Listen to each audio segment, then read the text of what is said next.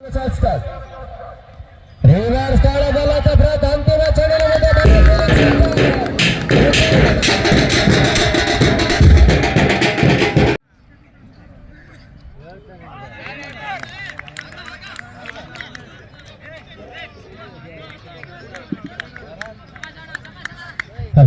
ಪ್ರಥಮ ಚಳಿಯಲ್ಲಿ ಭುವನೇಶ್ವರ್ ಓಟವನ್ನು ದಾಖಲಿಸ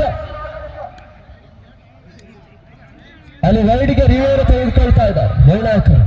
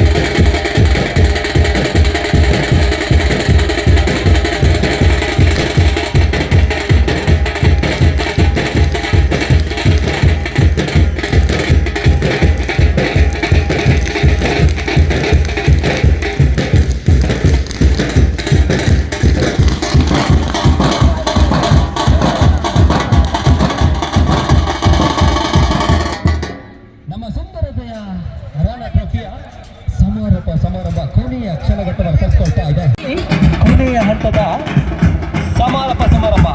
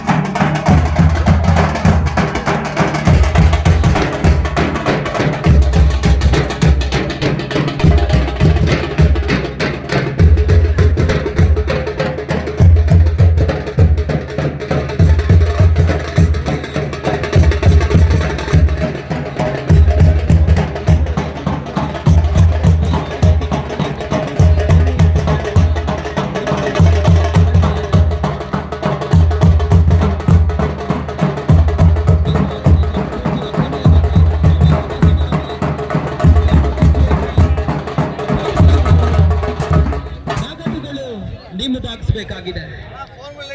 ಈಗಾಗಲೇ ವೇದಿಕೆಯನ್ನ ರಂಗನ್ನ ಹೆಚ್ಚಿಸಲು ಸರಿತಾ ಇದೆ. ಅದಕ್ಕೋಸ್ಕರ ಕೊನೆಯ ಕ್ಷಣವನ್ನ ಈ ಕಾರ್ಯಕ್ರಮಕ್ಕೆ ಮೀಸಲಾಗಿಡೋಣ.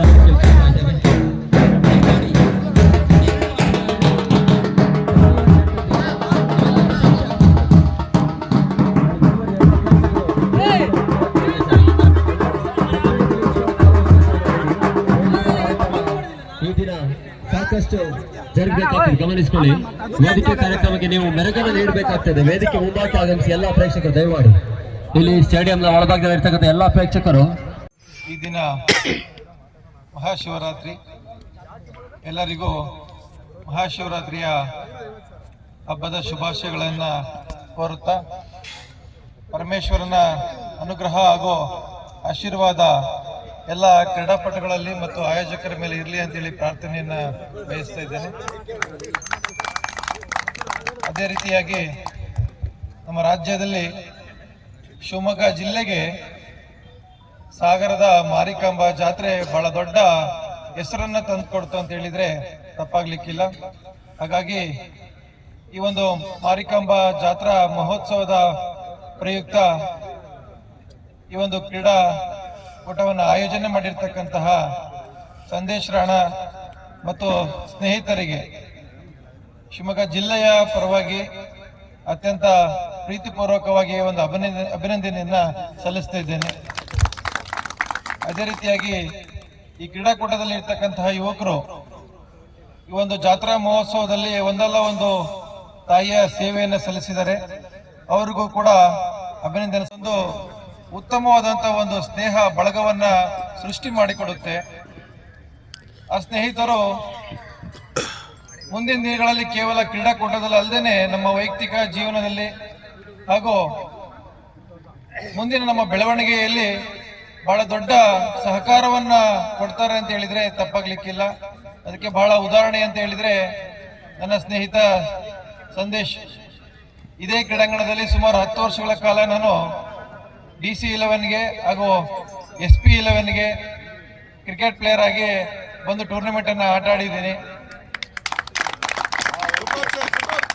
ಅಂತ ಸಂದರ್ಭದಲ್ಲಿ ಪೊಲೀಸ್ ಇಲಾಖೆಯಲ್ಲಿ ಟೂರ್ನಿ ಆಡುವಾಗ ಕೂಡ, ಕಂದಾಯ ಇಲಾಖೆಯಲ್ಲಿ ಟೂರ್ನಿ ಆಡುವಾಗ ಕೂಡ ಯಾವ್ದಾದ್ರು ಒಂದು ತಂಡದಲ್ಲಿ ಇದ್ದೇ ಇರ್ತಿದ್ದೆ.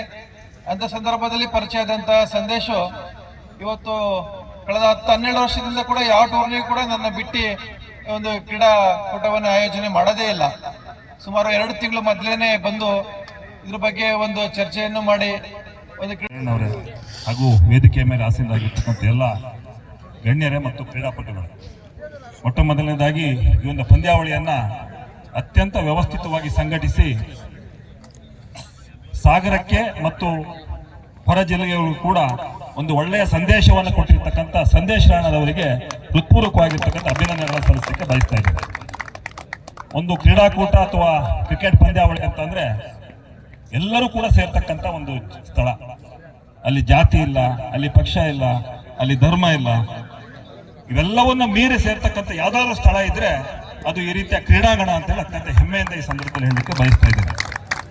ಯಾಕೆ ಈ ಮಾತನ್ನು ಹೇಳ್ತಾ ಇದ್ವಿ ಅಂದ್ರೆ ಕಳೆದ ಸುಮಾರು 25-30 ವರ್ಷಗಳಿಂದ ನಾವು ಕೂಡ ಇದೇ ಒಂದು ಕ್ರೀಡಾಂಗಣದಲ್ಲಿ ಆಡಿ ಬೆಳೆದು ಟೂರ್ನಮೆಂಟ್ ನಡೆಸಿ, ಕುಮಾರ್ ಶೆಟ್ಟಿ ಗೊತ್ತಿದೆ, ಗಣಪತಣ್ಣ ಗೊತ್ತಿದೆ, ಫ್ರಾನ್ಸಿಸ್ ಅವರಿಗೂ ಬಶೀರ್ ಅವ್ರ ಮೂಲಕ ಗೊತ್ತಿದೆ, ಅಂತ ಒಂದು ವಾತಾವರಣ ಸಾಗರದಲ್ಲಿ ಇದೆ.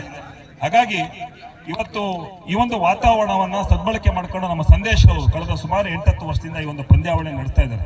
ಈಗಾಗಲೇ ನಮ್ಮ ಸಂತೋಷ್ ಅವರು ಹೇಳಿದ್ರು DC 11ಗೆ SP 11ಗೆ ಆಡಿದೀವಿ ಅಂತ ಹೇಳಿ. ಸುಮಾರು ಜನಕ್ಕೆ ಅನುಮಾನ ಆಗ್ತಾ ಇದೆ, ರಾಜಕಾರಣದಲ್ಲಿ ಇದ್ದಾರೆ, SP 11 DC 11 ಹೇಗೆ ಅಂತ ಹೇಳಿ. ಅವರಷ್ಟು ವರ್ಷ ಆಡಿ VRS ತಗೊಂಡು ಈಗ ರಾಜಕಾರಣವನ್ನು ಪ್ರವೇಶ ಮಾಡಿರ್ತಕ್ಕಂಥ ವ್ಯಕ್ತಿ ಸಂತೋಷ್ ಅವರು. ಅವರ ಒಂದು ಮುಂದಿನ ರಾಜಕೀಯ ಭವಿಷ್ಯ ಕೂಡ ಅತ್ಯಂತ ಯಶಸ್ವಿ ಆಗಲಿ. ಯಾವ ರೀತಿಯಲ್ಲಿ ನೀವು ಸೋಲು ಗೆಲುವು ಇದ್ದೇ ಇರುತ್ತೆ ಬಂಧುಗಳೇ. ಗೆದ್ದಂತವ್ರು ಖುಷಿ ಪಟ್ರೆ ಸೋತಂತವ್ರೇನು ಅಳುವಂತ ಪ್ರಶ್ನೆ ಇಲ್ಲ. ನೀವು ಯಾವಾಗ್ಲೂ ಗೆದ್ಕೊಂಡೇ ಬಂದಿದ್ರಿ ಎಲ್ಲ ಕಡೆನೂ.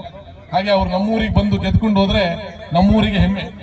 ಸಾಗರಕ್ಕೆ ಹೋಗಿ ಬೆಂಗಳೂರಿಂದ ನಾವು ಬೆಂಗಳೂರಿಗೆ ಬಂದು ಬೆಂಗಳೂರಿಂದ ಬಂದು ಸಾಗರಕ್ಕೆ ಬಂದಿದ್ವಿ, ನಾವು ಅಲ್ಲೊಂದು ಕಪ್ ಗೆದ್ಕೊಂಡು ಹೋದ್ವಿ ಅಂತ ಹೇಳಿದ್ರೆ ನಮ್ಮ ಸಾಗರಕ್ಕೆ ಒಂದು ಹೆಮ್ಮೆ ಇರುತ್ತೆ. ನಿಮಗೂ ಎಲ್ಲಾ ಕಡೆನೂ ಗೆಲುವು ಸಿಗುತ್ತೆ. ನನ್ನ ಆತ್ಮೀಯರೆಲ್ಲರೂ ನೀವು ಆತ್ಮೀಯರ ಗಡಿಕಟ್ಟೆರು ಇದ್ದೀರಿ. ಎಲ್ಲ ಗಣ್ಯರು ಕೂಡ ಈ ಕೊನೆಯ ಕ್ಷಣಕ್ಕೆ ನೀವೆಲ್ಲರೂ ಸಾಕ್ಷಿ ಆಗ್ಬೇಕಾಗಿ ಕೇಳ್ಕೊಳ್ತಾ ಇದ್ದೇವೆ. ಬೆಸ್ಟ್ ಟೀಮ್ ಆಗಿ ಆಯ್ಕೆಗೊಳ್ತಾ ಇದೆ ರೈಲ್ವೆ ಕ್ರಿಕೆಟರ್ಸ್ ರಾಣಾ 2026 ಸೀಸನ್ 3 ಅಲ್ಲಿ ಬೆಸ್ಟ್ ಟೀಮ್ ಆಗಿ ರೈಲ್ವೆ ಎಲ್ಲ ಗಣ್ಯರು ಕೂಡ ಪ್ರೋತ್ಸಾಹಿಸಿ ಯುವ ಪ್ರತಿಭೆಗೆ ಮತ್ತಷ್ಟು ಪ್ರೋತ್ಸಾಹವನ್ನು ನೀಡಬೇಕಾಗಿ ಕೇಳ್ಕೊಳ್ತಾ ಇದ್ದೇವೆ. BC ತಂಡದ ವೇಗಿ ಮಡಿಶೆಟ್ಟಿ ಪಾಲಾಗ್ತಾ ಇದೆ ಬೆಸ್ಟ್ ಬೌಲರ್. ಅದೇ ರೀತಿ ಮತ್ತೆ ಸ್ಫೋಟಕ ದಾಂಡುಗಾರಿಕೆಯಲ್ಲಿ